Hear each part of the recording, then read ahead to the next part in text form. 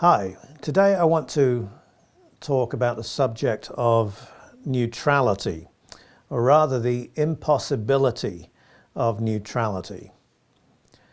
In my times of debating, whether online or person to person, with people of different persuasions, but particularly of an atheistic persuasion, one constantly meets with this problem. The problem being that the atheist believes that he is completely neutral, that he's starting from a ground where he has no assumptions, he has nothing to prove, and he's in this kind of intellectual aporia or vacuum that, or sterile zone, where he believes that there's nothing really that he needs to prove. He throws the burden of proof on those that disagree with him. Now, he does this because, as I've said, he believes he's neutral. He's the one who has no bias. He's the one that doesn't come, you see, with different ideas that need to be proved. Now, that is a completely ridiculous and unworkable view. And if you've read Sam Harris or Richard Dawkins or Peter Boghossian or Christopher Hitchens or any number of the village atheists that you find on the internet, you will see that they are anything but unbiased. They have an agenda, and they're not above distorting every kind of fact in order to force that agenda through. For example, distorting the Christian view of faith. Sam Harris wrote a whole book called The End of Faith against the idea of God. Now, he brought Muslims in as well as Christians, but his main attack was against the Christian view of faith, and he completely misrepresented the Christian approach. In fact, I don't think anywhere in the book I can remember that he actually defined what faith was. He just assumed that faith was this kind of blind grasping after something that isn't there. Now, why does he do that? Why does Richard Dawkins follow suit, and Daniel Dennett and others? Why do they represent the Christian position in that way? Well, it's certainly not because they're unbiased. It's because there is no neutral ground. And they're not standing on neutral ground. They're standing on a ground that is decidedly naturalistic and atheistic. And that being the case, I hope you can see, they have just as much burden of proof as anybody who disagrees with them. Now, what about me? I'm a Bible-believing Christian. So am I claiming to have neutral ground? Am I claiming to be unbiased? No, not at all. I am what I am by the grace of God. I wasn't born with a Bible in my hand, and for 25 years of my life I was not a God-fearing man. Didn't believe in God, didn't believe in the Bible, hadn't read it. Didn't know anything about Jesus. I knew that he died on the cross 2,000 years ago for something. I didn't have any idea why, and I didn't really care. I was for a while a believer in evolution because in England that was the only view that was taught. And yet I shifted from that position after an encounter with Jesus Christ. Now, that now is my bias. I'm not neutral when I talk about my Christian faith. I'm committed to it, and I'm committed to the person of Jesus who saved me. I'm committed to the Father who sent Jesus to die for me. I'm committed to the Holy Spirit who is now within me and renewed me. And I'm perfectly happy to admit that bias. All I'm saying is that Anybody else, whatever their persuasion, whatever their view, should admit that bias.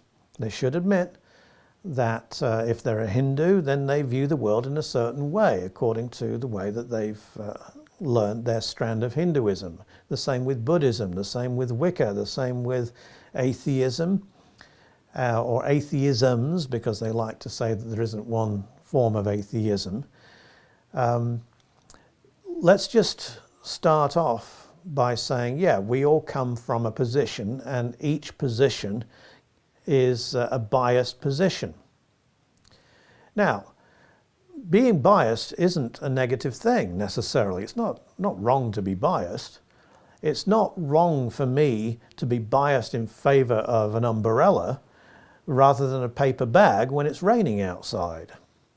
So all biases are not bad things. What we need to do is admit them so that we understand where each other is coming from, and then examine those biases, examine those presuppositions. So next time you deal with somebody who's an atheist, they will take this position. They will argue as if they've got nothing to prove and just ask you questions. And when you ask them questions, you will often find resistance in them answering, because they've got this latent belief that they are neutral. You have to explain to them that they are not neutral and very far from it. What is neutrality from the biblical worldview? Well, neutrality from the biblical perspective is negation. And what I mean by that is that neutrality, or the claim to neutrality, automatically from the start is a negation of the absolute claims of the God of the Bible. Not at the end of the inquiry, but at the very start of inquiry. So that the name neutrality, when someone claims it, is really just an admission, although it's a smokescreen, but it's a smokescreen lurking behind which is an admission, tacit, of a bias which needs to be unveiled. Neutrality often takes the guise of, let the Christian give up his presuppositions and I'll stick to mine. And again, that's something that we need to clarify with the person who objects to our position, especially because they're going to come with all kinds of assumptions that they've got from Nova or from certain magazines or certain books that they've read, which very often don't correspond with what the Bible teaches at all. A good example of this would be Richard Dawkins in The God Delusion, when he uses this argument about the complexity of God. His argument is basically that Christians point to the great complexity of the cell, or the complexity of the universe, or the human eye, and so on, and they say, look, these things must have been designed because of their complexity. And what Dawkins thinks is a reasonable question is, well, if these things are designed and they point by their complexity to a designer, then who designed the designer? Because obviously the one who designed these things must be more complex than the things he designed. That is a complete misunderstanding of the Christian view of God. In the Christian view of God, God is not a complex being. He's a simple being. Simple in the philosophical sense of saying that he is not composed of different parts like the things that he has created. So that a cell is composed of numerous different functioning parts, and all of them have to work in tandem together over and over and in regularity according to certain physical laws which have also been set up by God. But God is outside of that. God is a simple being who can be understood by examining the different things that we speak about when we describe God, his attributes. Attributes such as power, love, holiness, righteousness, omnipresence, him being present everywhere. These kinds of attributes or characteristics of God are not parts of God.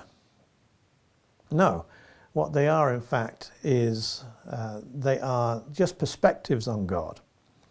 God is loving in his power. He's also knowledgeable in his power, and he's holy in the use of his power. Likewise, in his holiness is powerful, and it's loving, and it's compassionate, and it's good.